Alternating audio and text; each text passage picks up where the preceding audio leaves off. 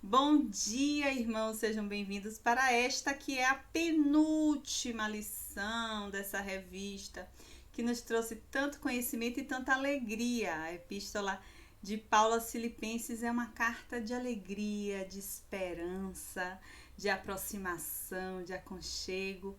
E a gente vai falar nessa 12ª lição sobre como deve ser a nossa comunidade. Na lição da semana passada, a gente percebeu que o nosso objetivo máximo como comunidade de Cristo é que nós sejamos saudáveis, uma comunidade saudável. Nós vimos as indicações que a revista nos dava sobre reencontrar esse sentido da fraternidade, da sororidade, da irmandade, o sentimento, né? A gente também percebeu que uma comunidade saudável nos atrai a ela pela alegria. A gente sente alegria de estar na comunidade. A gente entendeu também que a alegria não é um momento fugaz, ela é uma construção, um processo em etapas que começa na justiça, depois passa pela harmonia e por fim chega a alegria no espírito. E nós vimos também que uma comunidade saudável gera saúde para fora, gera saúde dentro da própria comunidade. Hoje nós vamos falar sobre uma face da comunidade, da Igreja de Cristo, que precisa nesses dias ser muito vista, que é a comunidade solidária. É a face do Emanuel, o Deus conosco, que caminha conosco, o Deus da proximidade. E nós já falamos muitas vezes que a carta de Filipenses é uma carta do coração de Paulo para uma comunidade, porque ele tem muito afeto, proximidade, convivência. É essa face de Deus, o Deus Emanuel, o Deus conosco que aparece em Filipenses. E o convite dessa lição é nos fazer compreender que, como reino de Deus na face da terra, como o reino dos céus instalados aqui na terra, no mundo natural, nesse tempo, nessa época, nesse espaço, nesse território, nós precisamos ser a personificação do Emanuel, do Deus conosco. E isso se manifesta através daquilo que a sociedade costuma chamar de solidariedade. Então, a igreja precisa ser uma comunidade solidária. Mas, para começar, a gente precisa fazer uma distinção. O que é mesmo essa solidariedade? A gente está vivendo um tempo tão extremo, né? Um tempo tão incomum, um tempo que a gente ouve discursos muito contraditórios, muito longe, né, daquilo que é o conceito de Deus, que a gente vê uma pessoa que ganha milhões através de uma rede social, que ela não se conecta com as pessoas e que recebe um pedido de ajuda de alguém dizendo assim: eu estou com fome, por favor me ajude. E ela diz: se você tem um celular, se você tem um pacote de dados nesse celular, então você tem dinheiro para comprar comida, vende o celular e vai comprar comida. E a gente fica meio confuso, né? A gente ouve também aquele discurso que não é para dar o peixe, é para ensinar a pescar, são tantas coisas, né? E por outro lado, a gente vê também um movimento de pessoas que se aproveitam desse nosso espírito solidário para aplicar golpes, né? Quantos golpes são armados, né? Exatamente se utilizando dessa nossa boa vontade de ajudar o outro, de estar presente na vida do outro. Tem uns 2 anos mais ou menos que houve uma campanha para um bebê que estava doente. Depois descobriu-se que o pai da criança estava utilizando o dinheiro do tratamento de outra forma. Então assim, a gente sempre fica sem saber mesmo se faz, se não faz, se realmente a pessoa está dizendo a verdade e o que é que a gente precisa fazer. Então eu queria começar a lição de hoje trazendo 2 conceitos diferentes. Uma é caridade e outra é vida piedosa. O que é caridade? Caridade é quando eu faço um gesto voluntário, desprovido de necessidade de recompensa, né? Que eu não preciso ser recompensado pelo que eu fiz, visando tornar a vida do outro mais fácil, menos difícil, menos sofrida, ou proporcionar uma coisa que a pessoa por si só não pode obter. Isso é caridade. E existe a vida piedosa, que não se resume a um gesto específico de caridade, mas a viver de forma misericordiosa com o outro, piedosa com o outro. E aí a gente vai trazer o conceito de pio, né? De piedade, como o contrário de ímpio, de impiedade, né? Impiedade no sentido de ser cruel. A gente sempre diz assim, né? Uma pessoa que é cruel, uma pessoa que é ímpia, né? Ela é uma pessoa impiedosa, ela é cruel. O pio é o contrário, é uma pessoa que é boa, que não é cruel, ela vive de forma piedosa. Existe a forma correta e errada? Não.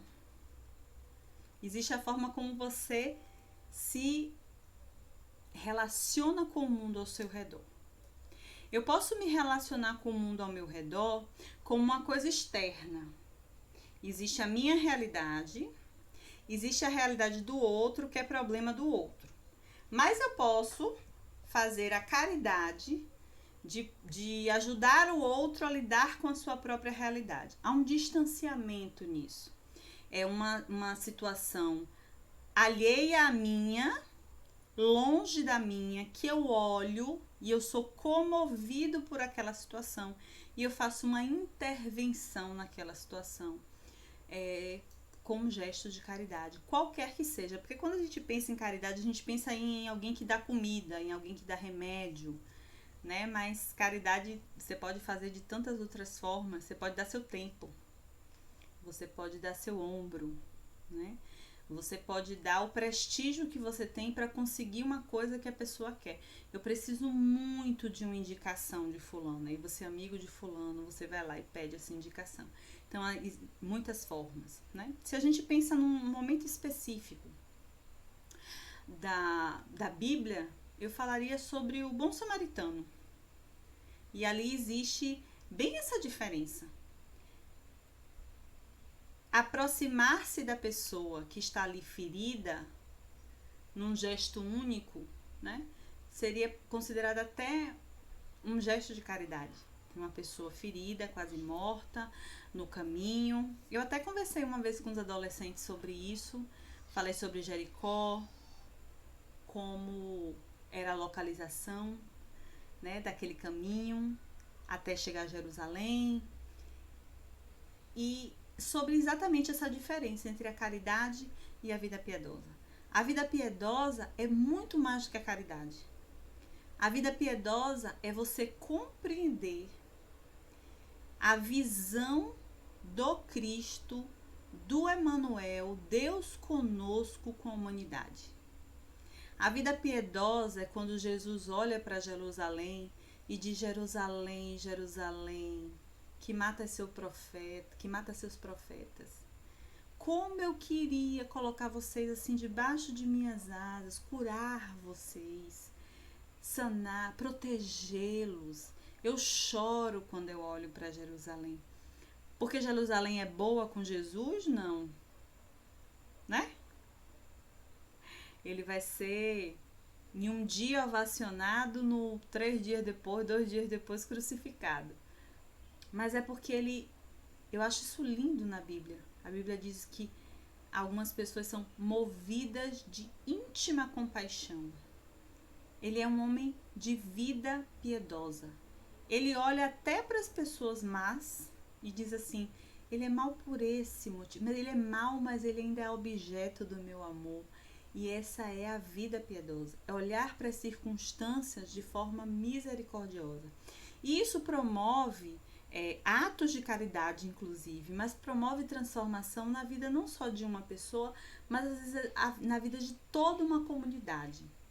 É diferente eu ser uma pessoa caridosa, e eu não estou dizendo que ser caridoso é ruim, pelo amor de Deus, irmãos.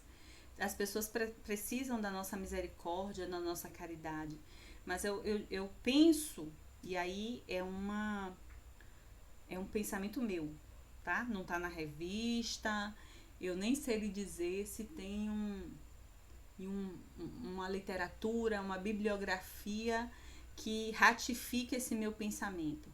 Mas eu penso que a proposta de Cristo para seus discípulos não é que eles sejam caridosos, mas é que eles tenham uma vida piedosa. Eles consigam ampliar a visão do mundo, perceber que a gente não é o centro do mundo, mas a gente está no mundo, olhar ao nosso redor e olhar com misericórdia, olhar com este sentimento do Emmanuel, Deus conosco, daquele que se desloca do seu lugar em direção ao outro, em direção à necessidade do outro, em direção à necessidade da comunidade, daquele lugar onde ele vive, né? Que faz parte da vida dele. A Bíblia diz assim: orem pela paz em Jerusalém, orem pela paz da cidade, porque na paz da cidade vocês encontram paz. E às vezes a gente esquece isso. Às vezes a gente esquece que mudar a realidade ao nosso redor faz parte da nossa vida. Quando ao nosso redor tem paz, tem harmonia, a nossa vida tem mais paz e mais harmonia. Então a gente precisa fazer muito essa distinção entre caridade e vida piedosa. A comunidade, a função da comunidade não é ser caridosa. A função da comunidade, do corpo de Cristo, é ser piedosa. É ter este sentimento do Deus conosco, do Emmanuel, daquele que fala no seu idioma, daquele que fala olhando nos seus olhos, daquele que você sente a companhia perto, ao lado, como os discípulos no caminho de Emaús, que caminharam com Cristo. É essa vida piedosa que nós somos chamados. E aí eu quero ir lá para o texto, nós vamos continuar, né? Nós já estamos chegando ao final e nós estamos então no último capítulo de Filipenses, que é o capítulo 4. Na última lição nós lemos até o versículo 10 e até o versículo 7, desculpem, e agora nós vamos ler o versículo 10, a partir do versículo 10. Agradecimento pelas ofertas é o título desse trecho da carta. Alegro-me grandemente no Senhor, porque finalmente vocês renovaram seu interesse por mim. De fato, vocês já se interessavam, mas não tinham oportunidade de demonstrá-lo. Não estou dizendo isso porque esteja necessitado, pois aprendi a adaptar-me a toda e qualquer circunstância. Sei o que é passar necessidade e sei o que é ter fartura. Aprendi o segredo de viver contente em toda e qualquer situação, seja bem alimentado, seja com fome, tendo muito ou passando necessidade. Tudo posso naquele que me fortalece. Apesar disso, vocês fizeram bem em participar de minhas tribulações. Como vocês sabem, filipenses, nos seus primeiros dias no Evangelho, quando parti da Macedônia, nenhuma igreja partilhou comigo no que se refere a dar e receber, exceto vocês. Pois estando eu em Tessalônica, vocês me mandaram ajuda, não apenas uma vez, mas duas, quando tive necessidade. Não que eu esteja procurando ofertas, mas o que pode ser creditado na conta de vocês. Recebi tudo e o que tenho é mais que suficiente. Estou amplamente suprido agora que recebi de Epafrodito os donativos que vocês enviaram. São uma oferta de aroma suave, um sacrifício aceitável e agradável a Deus. O meu Deus suprirá todas as necessidades de vocês, de acordo com as suas gloriosas riquezas em Cristo Jesus. É a última parte, ele está falando de um tema que nós já tocamos aqui algumas vezes, né? Principalmente nas primeiras lições, quando a gente estava fazendo aquele mapeamento de território, aquele mapeamento histórico, aquela contextualização. Nós falamos sobre isso. Falamos sobre esse caráter muito pessoal da carta, de como ele citava o nome das pessoas, de como ele falava de forma próxima, até afetuosa com a igreja de Filipenses.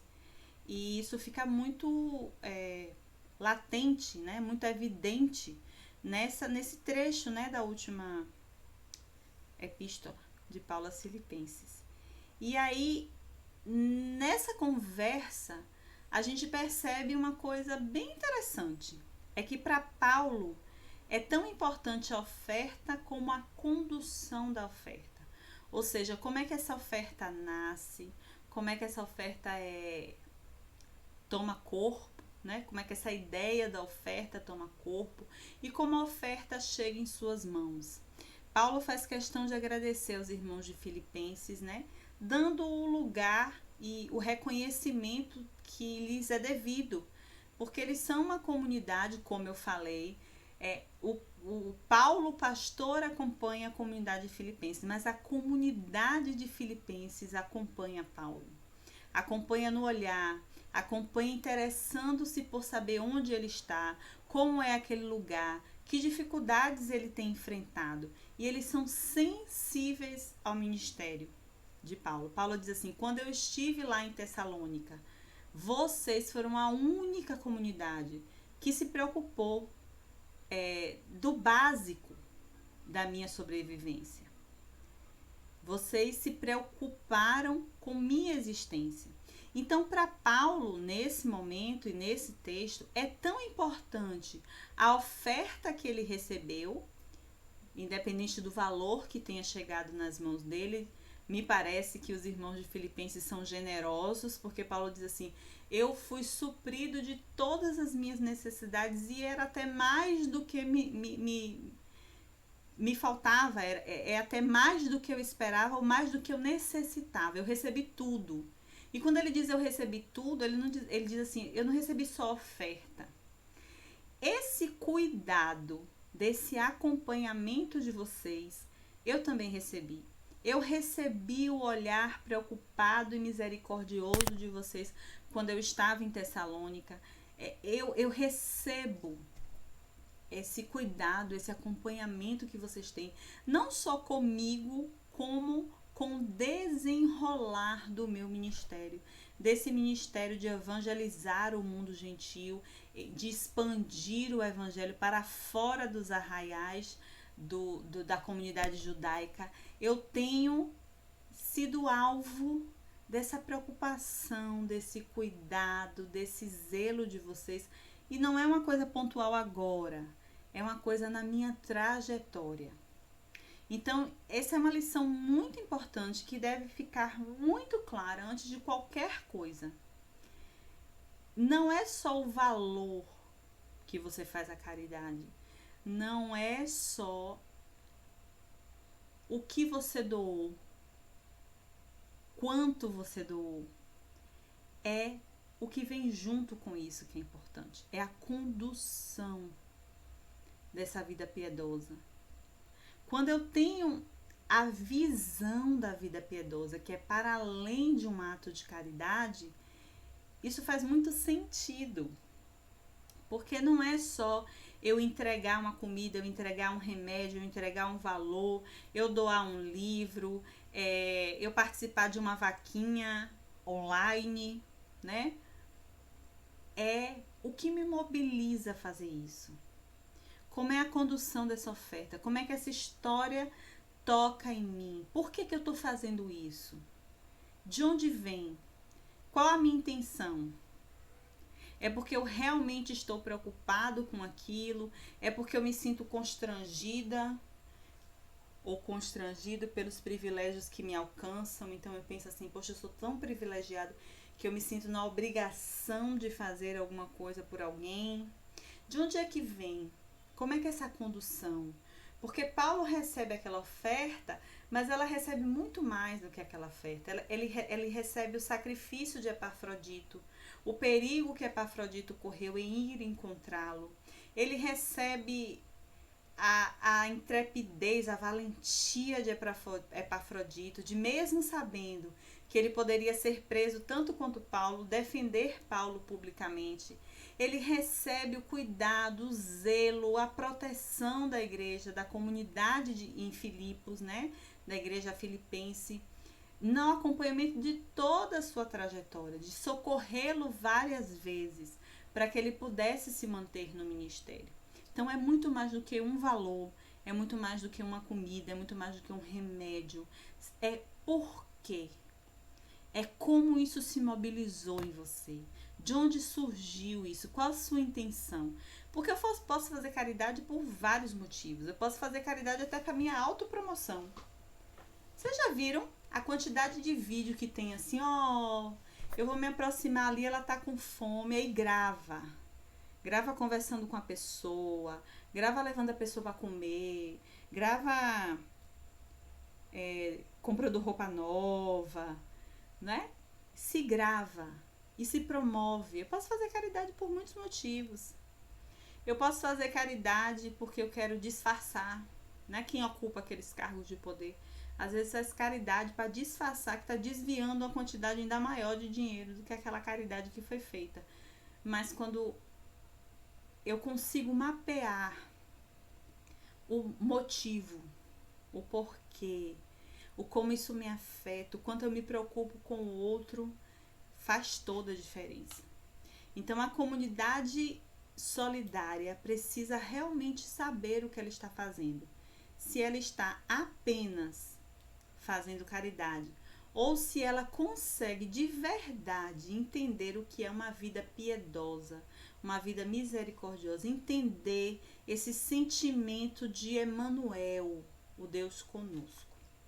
E aí a revista fala de alguns atributos que a comunidade solidária, que entende o que é uma vida piedosa, tem. A primeira é que a comunidade solidária, ela é sensível, ela é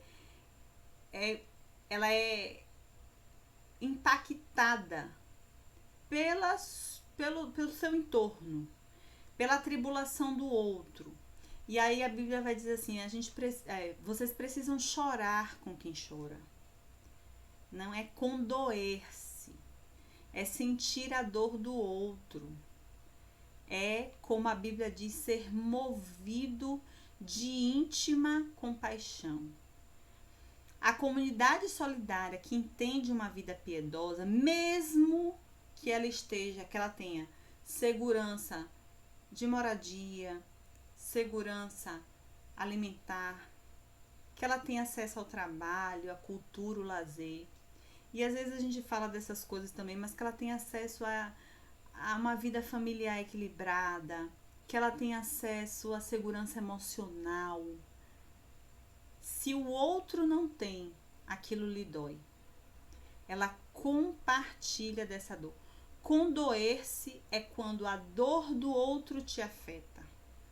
Eu não sou mãe, mas eu consigo condoer-me com uma mãe, como a mãe do Miguel, que perdeu seu filho.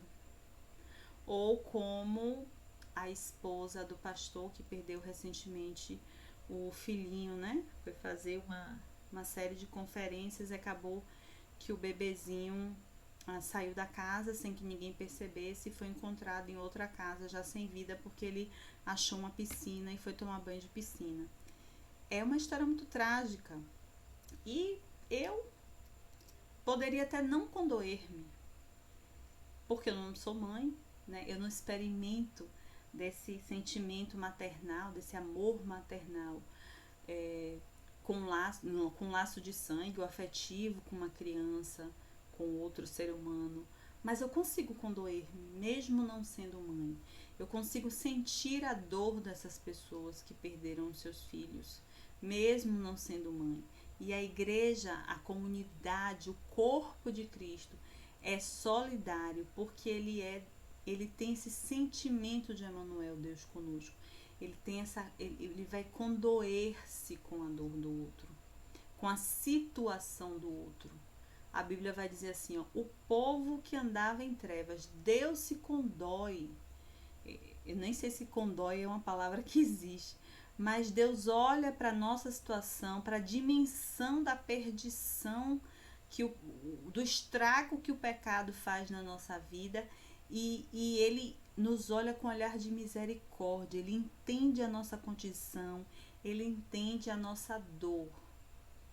E eu, então, posso ter esse sentimento de sentir doer em mim a dor no outro. Mas a comunidade também precisa empatizar-se. Porque sentir só a dor do outro é importante, nos sacode, nos tira do nosso lugar de conforto, mas eu preciso ter a empatia de sentir o que o outro sente também. E isso é bem difícil, muito difícil. Com quem está fora, com quem está dentro. Eu tive uma colega de trabalho muito difícil de lidar, muito difícil de lidar. E um dia eu parei para escutá-la, para ouvi-la. Eu sempre dizia, nessa escola que eu trabalhava, eu era coordenadora, e eu sempre tinha que mediar o conflito de uma outra professora com ela. Eu dizia assim, não seja tão severa, não julgue tão duramente, porque você não sabe o que o outro está passando, você não sabe o que o outro está sentindo. E um dia, então, nós começamos a conversar, e então ela foi me contar a sua história de vida, que ela ficou órfã aos 4 anos, que o pai dela se casou novamente, que a madrasta dela, eu achava até que era mãe, porque ela chama de mãe, né? Eles não tinham um bom relacionamento, que ela acabou se tornando meio que a responsável pelas tarefas domésticas, pelo cuidado com os irmãos. Então ela tinha uma estima extremamente fragilizada, ela achava que os irmãos tinham tido mais sucesso na vida do que ela, exatamente por essa carga de trabalho que ela trazia, essa responsabilidade por ser a mais velha. É compreender o outro. Empatizar-se é olhar, saber que o outro sente dor e condoer-se. Meu Deus, que dor profunda. Eu compreendo essa dor, mas é mais do que isso. É fazer essa alternância do sentimento. É fazer essa alternância de poder colocar-se no lugar do outro, nos sapatos do outro, na experiência do outro. Porque quando eu faço essa imersão mais profunda, que não é só olhar para uma situação e dizer que situação difícil, como deve ser difícil para essa pessoa, mas é colocar-se no seu sentimento, fazer essa alternância de lá, né? De lá emocionalmente, de lá psicologicamente. Quando a gente vê na televisão os casos de violência contra as crianças que tem crescido tanto, né? Pensar como essa criança deve ter sentido medo, tanta violência que está acontecendo. Eu estava essa semana trabalhando e as meninas do trabalho discutindo sobre o caso da babá. E uma delas dizia, se fosse comigo, eu não ia apanhar assim. Eu ia devolver na hora, eu ia bater, eu não ia, eu ia me defender, né? Eu não ia apanhar assim de graça. Elas estavam conversando, né? E uma delas disse assim, mas você não sabe. Porque você não sabe o medo que ela estava sentindo, você não sabe a fome que ela estava sentindo, às vezes ela não tinha nem energia para reagir, né? Então é empatizar, é olhar para a cena e não perceber a cena apenas do seu ponto de vista, mas ter a capacidade de ir lá no lugar do outro e perceber essa mesma cena com a visão do outro. Se a gente conseguisse fazer essa alternância, irmãos, os conflitos seriam tão menores, sabia? Às vezes a gente tem conflitos na família, porque a gente não consegue fazer esse exercício. E quando eu tenho essa imersão profunda, então eu consigo me solidarizar. Dizer assim, vi sua dor do meu ponto de vista. E disse assim, que situação difícil. Mas fui mais. Eu vi a sua dor numa alternância. Eu me coloquei no seu lugar e pensei sobre como é viver essa situação difícil, sentir essa dor sendo você, não sendo eu. E aí eu consigo me solidarizar com a tribulação, com a dificuldade do alheio, do outro. Se a gente vivesse assim, a gente não ia ter uma pessoa que ganha milhões porque publicou um vídeo dizendo: se você tem dinheiro para comprar um celular e para ter um pacote de dados, então você pode comprar comida, venda seu celular e compre comida. Porque a fome é urgente, ela dói na hora, né? E às vezes aquilo ali é a única possibilidade que a pessoa tem, inclusive, de pedir ajuda. Às vezes ela não tem um pacote de dados, ela vai para um lugar onde tem Wi-Fi para acompanhar um classificado de emprego, para conseguir escrever uma mensagem para alguém que ela acha que pode ajudar. Então, quando a gente consegue passar por esse processo, que é mais do que fazer uma caridade, mas enxergar o mundo pelo viés de uma vida piedosa, a gente consegue passar por esse processo de condoer-se com a dor do outro, empatizar-se com a dor do outro e solidarizar-se com a dor do outro. Então, do meu lugar, eu posso me colocar no lugar de uma pessoa que está tão desesperada, que está pedindo ajuda para alguém que ela não conhece. E que ela não tem como vender esse aparelho, porque esse aparelho é a única possibilidade que ela tem de mandar mensagem para alguém pedindo ajuda, procurar um emprego, publicar alguma outra coisa que ela tem em casa para vender, para sanar uma necessidade urgente daquela hora. Mas a vida piedosa também nos leva a pensar, e eu já fiz um pensamento bem similar na lição passada, que a gente tem duas linhas de frente. A gente tem essa linha de frente da ajuda individual e a gente tem uma linha de frente maior, que é a promoção da justiça social. E aí é sempre um problema, porque sempre que a gente fala sobre isso, aí vai dizer: ai meu Deus, a irmã comunista. Porque acabou que as pessoas não estudam mais, elas não leem mais, elas não sabem mais o que é que os termos querem dizer, utilizam esses termos de forma genérica.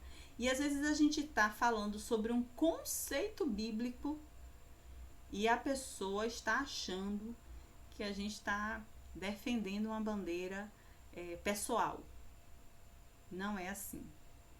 Então, o que é que ajuda individual? É sanar essa necessidade que eu tenho, que você tem. E que não necessariamente é uma necessidade material. A gente sempre pensa, quando a gente fala em solidariedade, de uma coisa material, ali urgente. Mas você pode ter uma ajuda individual que não necessariamente é uma ajuda material. Isso é muito comum, por exemplo, em lar de idosos, né?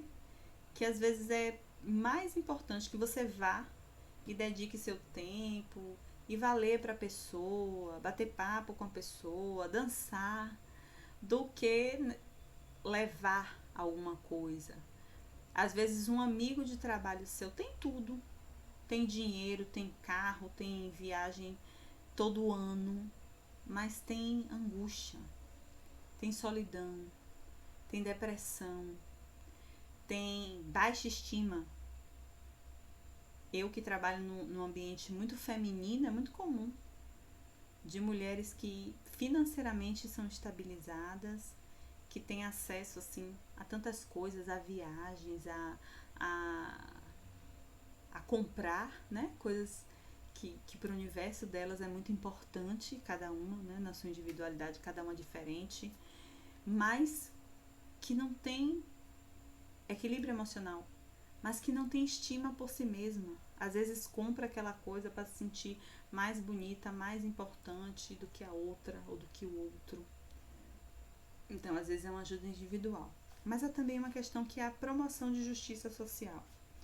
E eu queria que você ouvisse mesmo com seu coração aberto. Você sabia que esse conceito de educação pública e gratuita, ele nasce junto com a reforma protestante? O entendimento que todas as pessoas têm direito a ler, a entender o que está lendo, a ter o mínimo de ferramentas para conviver com o mundo, seja ferramentas na área da matemática, na área da língua, na área da compreender a história, compreender a geografia, o clima, o tempo, essas noções básicas que depois vão se transformar, né, vão se desenhar num contorno de educação básica e que seja gratuita, ofertada gratuitamente. Ela é uma conquista da Reforma Protestante e que os batistas têm muita influência na propagação da educação pública no Brasil. Pois é, isso é promoção de justiça social. Quando eu tenho o entendimento da vida piedosa, eu entendo que as bênçãos do Senhor, elas não são só para mim. As bênçãos do Senhor são para todos.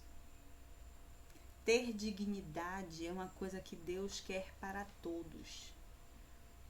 Viver com dignidade, viver de forma digna, é uma coisa que Deus quer para todos, e a igreja precisa levantar as bandeiras de garantir essa dignidade para todas as pessoas. Assim como lá na Reforma, Martinho Lutero, Wesley defendiam que todas as pessoas precisavam ser ensinadas a ler, porque cada um é seu próprio sacerdote, o véu do templo se rasgou e nós temos livre acesso ao Pai. Então todas as pessoas precisam ler a Bíblia, precisam ter acesso à Bíblia, acesso às Escrituras, ler por elas mesmas a Bíblia. E para ler por elas mesmas a Bíblia, elas têm que ter acesso à educação que as ensine a ler. E isso é direito de todo mundo, que não é só o sacerdote da Igreja Católica que faz a leitura e a sua interpretação fala com a comunidade, não. Todo mundo tem direito a ter acesso à Bíblia, às Escrituras. Para isso, todo mundo tem que ter direito à educação que lhes ajude a ler, a entender o texto, a interpretar o texto. E é dessa luta que nasce o conceito de educação pública e gratuita. É uma promoção de justiça que é para todos. A dignidade de uma mulher escolher com quem ela vai casar, quando ela vai casar. Diferente da realidade de tantas meninas, você vai dizer assim, Yumi, isso só acontecia no passado. Não. Não é assim, isso só acontecia no passado. A maior defensora das vítimas de violência sexual no sertão do Pernambuco é uma mulher de 58 anos. Ela começou a ser violentada pelo seu próprio pai aos 8. E como ela entende a destruição que aquilo causou na vida dela, ela se dedica a promover segurança para as meninas, para as mulheres do seu entorno. Nós batistas trabalhamos muito no Brasil pela educação, pela Constituição.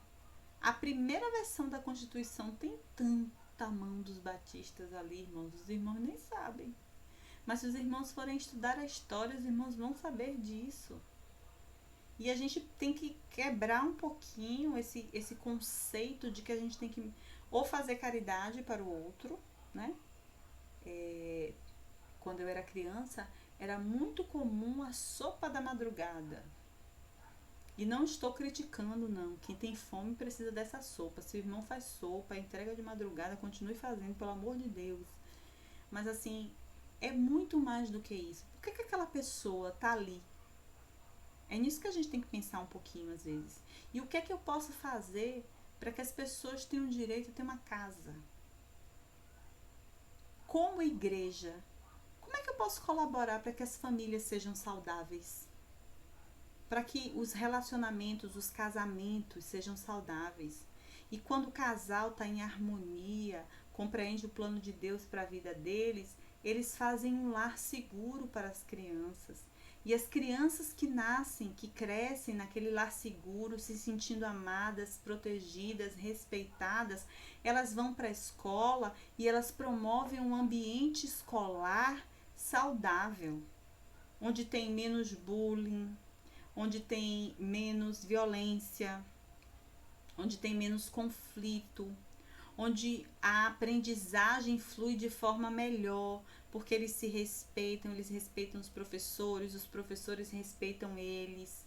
Aqueles alunos vão ingressar em universidades e aquelas pessoas vão sair para suas próprias profissões, pessoas maduras, emocionalmente equilibradas e nas suas... Entende como é que é essa transformação, que não é só dar uma coisa para uma pessoa que está precisando, mas transformar a realidade? A gente fala tanto de avivamento, a gente canta, né? Está havendo um avivamento no meu país. Como é que é uma comunidade que passou por um avivamento do Espírito e nada muda, irmãos? Me conte isso aí. Vocês já perceberam como é Pau da Lima, domingo, assim, umas 9 horas, 9 e pouca da noite? Eu acho que é o bairro que tem o maior número de crentes por metro quadrado. Saia domingo de noite em Pau da Lima. Antes da pandemia, né? Agora a gente não pode sair. Mas antes da pandemia, quando o culto acabava, 9 e pouca da noite, você sai, só tem irmão nosso, crente de diversas igrejas voltando para casa. Aquela quantidade de pessoas crentes. E qual é a situação da violência no nosso bairro? Eu não consigo compreender, né? Essas duas mãos tão contrárias, entende? E como é que o bairro está cheio de igrejas, cheio de pessoas transformadas, cheio de santos resgatados, e a violência crescendo de uma forma escalonada. Hoje morre amanhã morre 3, depois de amanhã morre 5, depois de amanhã morre 8. Tá assim. Então a gente precisa entender que o chamado de Cristo diz assim, ó, o inimigo veio para matar, roubar e destruir. A gente já sabe o roteiro dele. Agora eu vim para que vocês tenham vida. E a vida de vocês seja abundante. Então a gente precisa cuidar do espírito? Sim. Mas a gente precisa promover um ambiente melhor. E a gente só faz isso quando a gente entende que ser crente não é ir para o culto 3 vezes na semana. Sentar, saber as músicas, louvar, orar, ouvir a palavra do pastor. Ser reino dos céus na terra é promover essas mudanças. Isso é avivamento. É como em Nínive, que é uma comunidade perversa, corrompida. Ela é tão perversa que o profeta diz assim, aquele povo não merece nem ser salvo, Senhor. E quando Deus entra na história da comunidade de Nínive, a história dela muda. Ela consegue enxergar a crueldade dos seus atos, arrepender-se. Elas põem panos de saco, de vergonha, de arrependimento por como elas procediam, e mudam a trajetória. E é isso que nós precisamos pensar. A comunidade solidária, ela não ajuda só uma pessoa, mas ela ajuda a própria comunidade. A comunidade solidária também sabe que a gente semeia e a gente colhe o que a gente semeia. A revista traz como título É Dando Que Se Recebe. E eu me lembro de uma música do cancioneiro popular que diz assim, só é seu aquilo que você pode dar. Às vezes a gente tem a impressão de que tem muitas coisas e a gente não tem nada. Tem dinheiro. Se o patrão demitir, mês que vem não tem mais. Só é nosso, nossa propriedade, aquilo que a gente pode definir o uso, o destinatário. E a revista traz um pouco desse conceito. Primeiro, a gente não pode fazer caridade como moeda de troca. Isso é muito importante na lição. É uma coisa que a revista destaca muito. A Bíblia diz assim, fui moço, sou velho. Nunca vi um justo passar fome, nem a sua descendência mendigar o pão. A gente sabe que Deus cuida da gente. A gente sabe que é Deus que nos sustenta e sustenta em tudo na nossa vida. Mas tem gente que quer barganhar com Deus uma coisa que nem é dele. É a misericórdia de Deus. A Bíblia diz que a misericórdia de Deus é a causa de não sermos consumidos. E ela não tem fim. Então tem gente que parece que esquece isso e quer barganhar. E diz assim, se eu for muito bonzinho, se eu der tantas cestas básicas, Deus vai me abençoar. Se eu fizer isso, Deus... Não é, caridade não é moeda de troca. Nós não fomos chamados para fazer caridade, nós somos chamados para viver uma vida piedosa. O que nós sabemos é que existe a lei da semeadura e da colheita. Quando eu semeio solidariedade, eu colho solidariedade. Quando eu semeio discórdia, eu colho discórdia. Quando eu semeio verdade, eu colho verdade. Quando eu semeio mentira, eu colho mentira. É a lei da semeadura.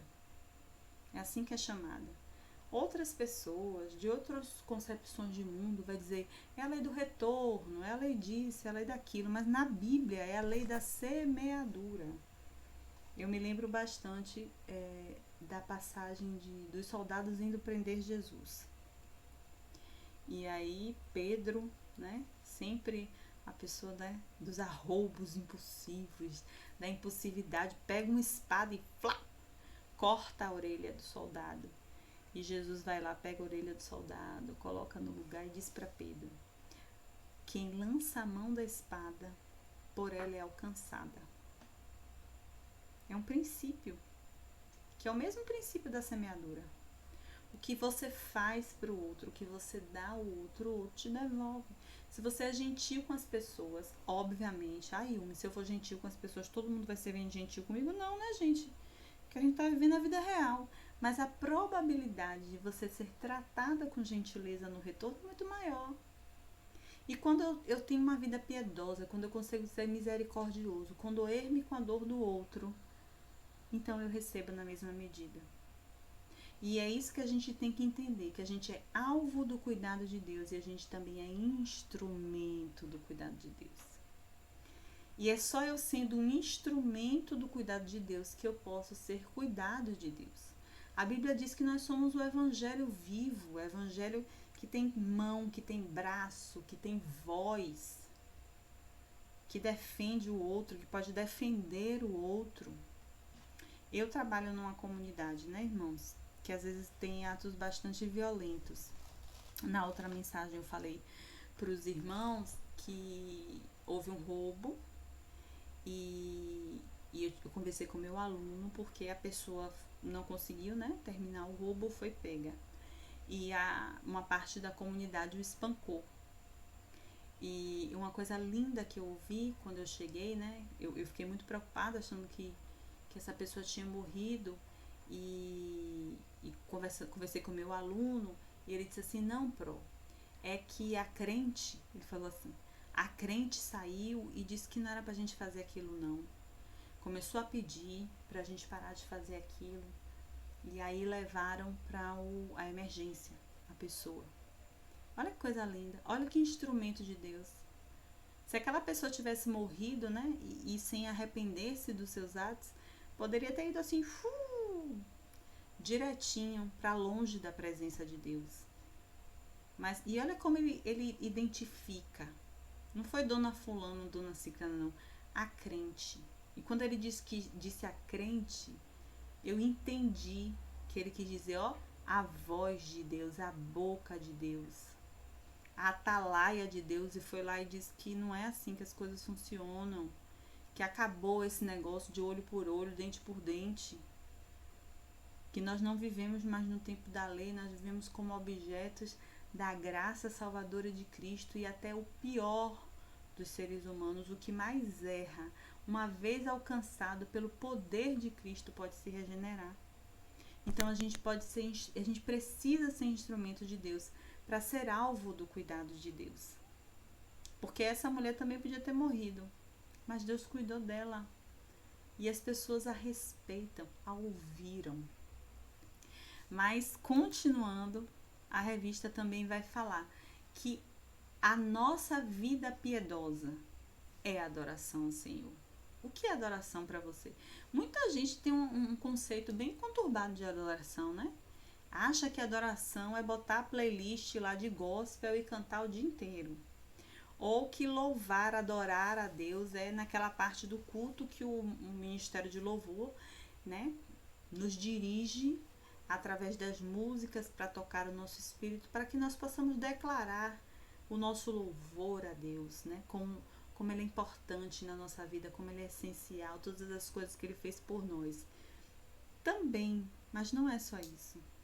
A Bíblia vai dizer que Deus procura adoradores que o adorem em espírito, em verdade, em vida, em procedimento.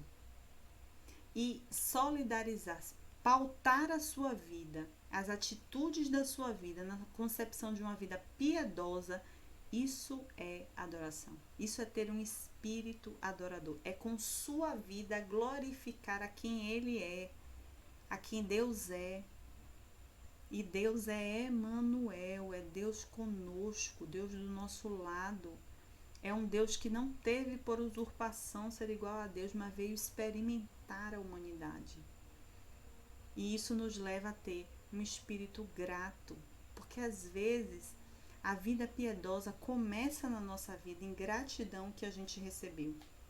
Uma vez os meus sobrinhos me perguntaram por que a gente dava presente no Natal. Eu disse, é porque Deus nos mandou um presente tão maravilhoso, que foi Cristo Jesus, que a gente ficou com vontade de dar presente para as outras pessoas também, proporcionar essa alegria, essa felicidade de receber graça na nossa vida. É o nosso espírito grato que nos move a sermos seres solidários. E por fim, a solidariedade estabelece cordialidade, mudança de procedimento. Porque como eu falei lá, gentileza gera gentileza. Quando nós somos uma comunidade solidária, a comunidade ao nosso redor se torna também gentil conosco, solidário conosco. Eu estava na escola e uma colega de trabalho me parou e disse assim, é verdade que lá na sua igreja tem atendimento com psiquiatra? Que eu fiquei sabendo que a sua igreja tem atendimento com psiquiatra, eu tô com um caso assim, ele precisa muito ver um psiquiatra, me ajude por favor. Então a comunidade sabe que nós nos preocupamos com a saúde mental das pessoas. Nesse tempo que tá tão difícil, que ninguém tá normal, né, irmão? Ninguém tá normal nessa pandemia, né? Nós nos preocupamos. Tem algumas pessoas também que dizem que o Ministério de Proclamação é o Ministério do Amor. E aí qualquer problema, precisa de um remédio, o povo manda pra lá. Vocês sabiam disso? Precisa de uma cesta básica? Ah, não, vai em proclamação, que o Ministério de Proclamação é o Ministério do Amor. Então a comunidade reconhece isso na gente e isso gera gentileza para nós. Muda o cenário ao redor. E sobretudo a gente consegue sentir aquilo que o salmista disse. Quão bom, quão agradável, quão maravilhoso é que os irmãos vivam em união. E não é só o irmão, as pessoas dentro da igreja, não. É a gente com quem está fora da igreja. É a gente com o nosso mundo externo. E que são eles também alvo do amor de Deus. Eu espero que nós possamos ser pessoas caridosas, com atos de caridade, mas sobretudo que a gente viva a nossa vida sobre a perspectiva da piedade, da vida piedosa, para que nós possamos ter um mundo diferente, né? Para que a gente possa aprender com a lição dessa pandemia e sair dessa pandemia, desse deserto, com lições aplicáveis na nossa vida. A gente percebeu com a pandemia que o outro influencia muito na nossa vida. Não adianta eu usar máscara se as pessoas ao meu redor não usam. Porque a eficácia desse método precisa que o outro colabore. Não adianta eu sozinha passar álcool gel ou higienizar as minhas mãos se o outro não higieniza. A gente percebeu que o impacto que a vida do outro tem na nossa vida nessa pandemia. E a gente precisa sair como uma igreja melhor, uma comunidade mais solidária, que entende o sentimento do Emmanuel, Deus conosco, e que está disposta não só a fazer caridade, ter atos de caridade, mas viver a vida sobre a perspectiva da piedade, de uma vida piedosa, misericordiosa.